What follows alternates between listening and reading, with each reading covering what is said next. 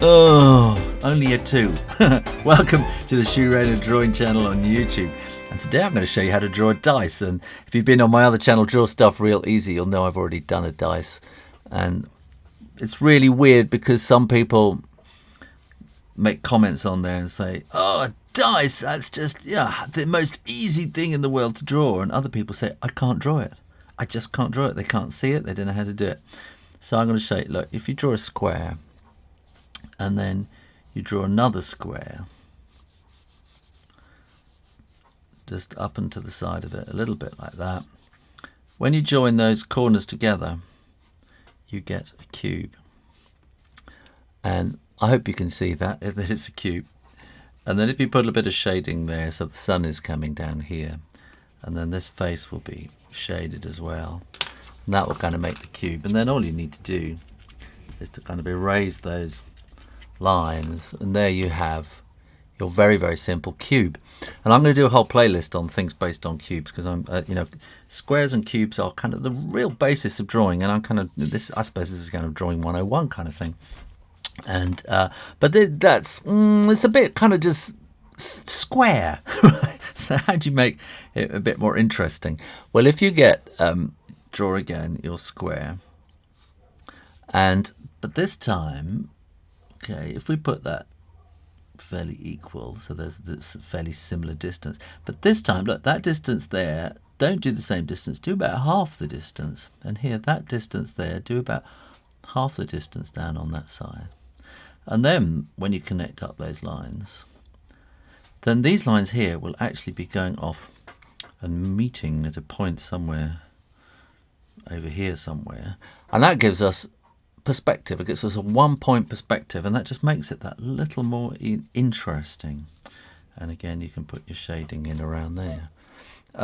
So if we want to make it even more interesting, then what we want to do is to kind of have lines that kind of meet somewhere over there, and some more lines that kind of meet over there, and more lines that meet down there somewhere. So then we can draw a square following those lines and those lines like that. Then bring these lines down here, following those, and then you have to use your kind of eye really to decide which is, how far to draw it to get a square, and then that will give you something much more interesting.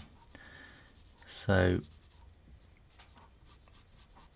there we go. And how does that fit with the square in the bottom? Well, it's kind of like what you're doing is you are drawing a rhombus, so it's a square that's been squished.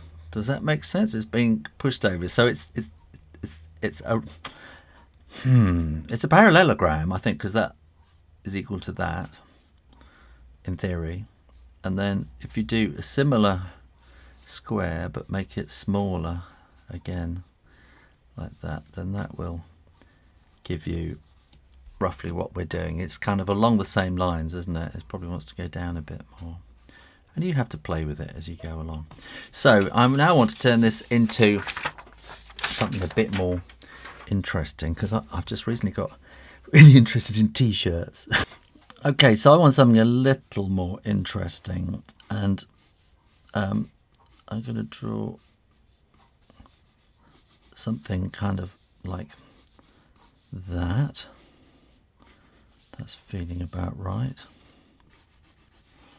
And I think it might want to go a little more. There we go, that feels a bit better. And then I want to draw another one that's kind of coming at a completely different angle, like they're two tumbling dice, and that will be more like that. There, that's pretty good, I think. That's looking pretty good. Now what I'm going to do is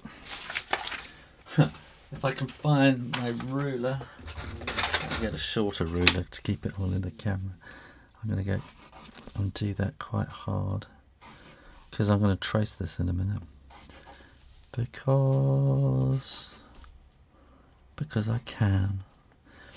And it just kind of helps to get it better. If you're, I know some people will go, oh no, that's cheating, tracing and things, and it's not, okay? I'm a professional artist, and professional means that I make my living being an artist. And to be able to do that, you do whatever you have to do to be able to get the image that you want as quickly as possible and as easily as possible.